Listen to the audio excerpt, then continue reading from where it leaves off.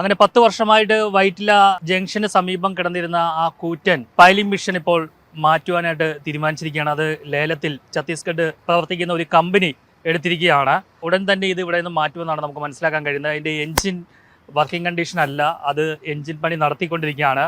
ഇത് സ്റ്റാർട്ടായാൽ ഉടൻ തന്നെ ഇതിൻ്റെ ഈ ഹൈഡ്രോളിക് സംവിധാനം താഴേക്ക് താഴ്ത്തിയതിനു ശേഷം പിന്നീട് പൈലിംഗ് ചെയ്യാനായിട്ട് നടത്തുന്ന ആ സാധനം കൂടി അഴിച്ചു മാറ്റിയതിനു ശേഷമായിരിക്കും ഇത് ഇവിടെ നിന്നും കൊണ്ടുപോകുക എന്നാണ് നമുക്കിപ്പോൾ മനസ്സിലാക്കാൻ കഴിയുന്നത്.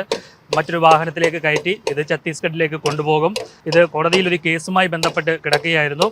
ആ കേസ് പൂർത്തിയായി അത് ജപ്തി ചെയ്തതിന് ശേഷം അത് ലേലത്തിൽ കൊടുത്തിരിക്കുകയാണ്. ഇപ്പോൾ നമുക്ക് ഈ എൻജിൻ റെഡിയാക്കി എടുത്തിട്ട് ഇത് ഇവിടുന്ന് ഷിഫ്റ്റ് ചെയ്യാനുള്ള പരിപാടിയാണ് നമ്മൾ പ്ലാൻ ചെയ്യുന്നത്.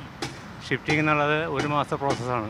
5 വർഷമായിട്ട് പെൻഡിങ്ങിൽ കിടക്കുന്ന ഈ സാധനമാണ്. ഇത് നമ്മൾ ഓരോന്ന് കണ്ടുപിടിച്ച് ഏതാണ് പ്രോബ്ലം എന്നുള്ളത് മനസ്സിലാക്കി എടുത്തിട്ട് വേണം ചെയ്യാൻ. ഇതിൻ്റെ ബാറ്ററി നിലവിലില്ല, ബാറ്ററി കേബിളില്ല. അപ്പോൾ ഓരോന്ന് നമ്മൾ സെറ്റ് ചെയ്ത് റെഡിയാക്കിയേ പറ്റൂ. C13 അതാണ് കാറ്റർപില്ലർ C13 എന്ന് പറഞ്ഞാൽ അതാണ് എൻജിൻ മോഡൽ.